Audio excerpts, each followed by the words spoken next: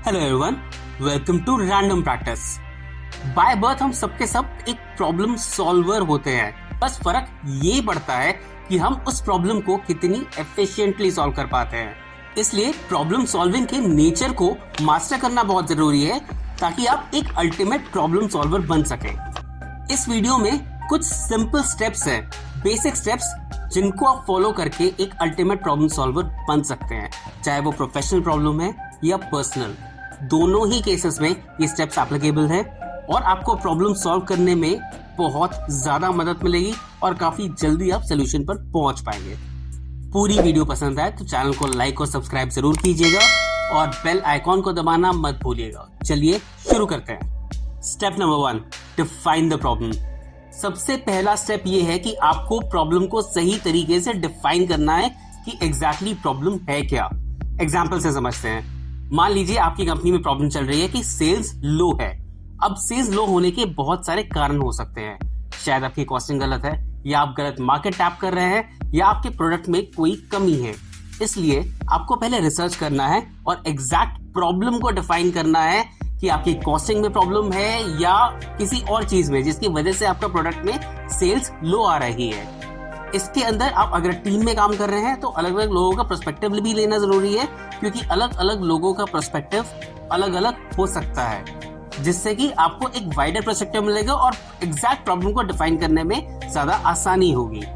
दूसरी बात, प्रॉब्लम को जब डिफाइन कर ले, मेक श्योर आपकी पूरी टीम को वो प्रॉब्लम उसी तरीके से समझ में आए जैसे कि आप उनको समझना चाहिए, ताकि वो आगे का स्टेप ले सके। Step number 2, analyse the problem. Second step है कि आप प्रॉब्लम को अच्छी तरह से एनालाइज करें, जिसके लिए आपको प्रॉब्लम की नेचर को अच्छी तरह से समझना पड़ेगा। इसके लिए आपको थोड़े क्वेश्चंस डेवलप करने पड़ेंगे कि आखिर ये प्रॉब्लम क्यों है और इसको सॉल्व करना क्यों जरूरी है। इसको सॉल्व करने में क्या क्या बैरियर्स आएंगे, क्या अपॉर्चुनिटीज आएंगे, अगर हम इसको सॉल्व नहीं करते हैं तो ये कैसे हमें आगे लाइफ में इम्पैक्ट करेगा, वगैरह वगैरह। ये बहुत सारे क्वेश्चंस आपको डिफाइन करने हैं उस प्रॉब्लम से रिलेटेड और कॉरेस्पॉन्डिंग आंसर्स डेवलप करने हैं इसके लिए, जिससे कि आपको एक बहुत ही क्लियर पिक्चर मिलेगी पूरी प्रॉब्लम का और आपको सोल्यूशन ढूंढने में काफी मदद मिलेगी। Step number 3, develop potential solutions.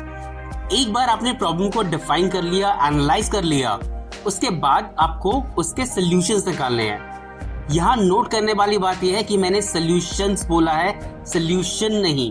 क्यों? क्योंकि अभी तक आपको बेस्ट सॉल्यूशन नहीं पता है। आपको बहुत सारे सॉल्यूशंस निकालने हैं, यानी कि उस प्रॉब्लम के क्या क्या सॉल्यूशंस हो सकते हैं, और आपको एनालाइज करना है कि उन सॉल्यूशंस को अप्लाई करने से क्या क्या आउटकम निकल सकते हैं। ये सब आपको सिर्फ डिफाइन करना है, आपको कुछ अप्लाई नहीं करना है। आपको सॉल्यूशंस निकालने हैं, उसके साथ साथ क्या क्या आउटकम्स निकल सकते हैं वो निकालने हैं और एनालाइज करना और एक लिस्ट बनानी है। Step number 4, evaluate the options. अब जितने आपने पोटेंशियल सॉल्यूशंस निकाले हैं उनको इवैल्यूएट करना है, और ये उसी तरीके से करना है जैसे कि आपने प्रॉब्लम को एनालाइज किया था, यानी कि बहुत सारे क्वेश्चंस को बनाकर कि ये सॉल्यूशन फिजिबल है कि नहीं, ये हमारे बजट में आता है कि नहीं, कितने रिसोर्सेस, कितना टाइम, कितना एफर्ट लगेगा उस सॉल्यूशन को करने में, या इसके प्रोज एंड कॉन्स, या अल्टीमेट आउटकम क्या निकलेगा।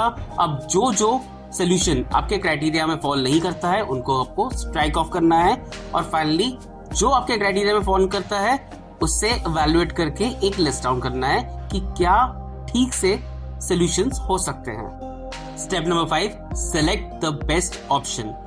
अब आपके पास एक बहुत ही कंसाइज लिस्ट है सॉल्यूशंस की पिछले स्टेप को कंप्लीट करने के बाद। उसके बाद आपको उन कंसाइज लिस्ट में से एक सॉल्यूशन निकालना है जो आप फाइनली अप्लाई करेंगे अपनी प्रॉब्लम के ऊपर। ये आपके ऑर्गेनाइजेशन के गोल्स और क्राइटेरिया के अकॉर्डिंगली होना चाहिए, और जो क्राइटेरिया हमने पिछले डिफाइन किए थे, जो सॉल्यूशन सबसे ज्यादा उस क्राइटेरिया के साथ मैच करता है, आप अल्टीमेटली उसे पिक करें। आप अपने कोलीग्स और बाकी टीम को भी कंसल्ट कर सकते हैं, क्योंकि अलग अलग लोगों का पर्सपेक्टिव अलग अलग होता है, जो कि अगेन आपको मदद करेगा सबसे अच्छा सॉल्यूशन ढूंढने में। Step number 6, implement the solution.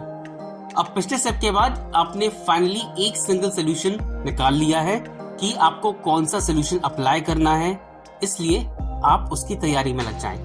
आपको पूरी टीम को समझाना है कि ये सॉल्यूशन कैसे काम करेगा, किसकी क्या रिस्पॉन्सिबिलिटीज हैं, किसको क्या रिसोर्सेज यूज करने हैं, और कम्युनिकेट करना है एग्जैक्ट प्लान अपनी टीम को ताकि वो इम्प्लीमेंट कर सके। उसके साथ साथ आपको एक फर्दर स्टेप्स डिफाइन करके रखने हैं कि अगर ये सोल्यूशन वर्क नहीं करता है या इसमें क्या क्या प्रॉब्लम्स आ सकती हैं, उसके काउंटर में आप क्या करेंगे कि अगर XYZ प्रॉब्लम आती है सोल्यूशन इम्प्लीमेंट करने में, तो मेरे पास ABC नाम का कोई सोल्यूशन होना चाहिए जो कि मैं इम्प्लीमेंट करूंगा इन केस वो वर्कआउट नहीं करता है। Step number 7, measure the results.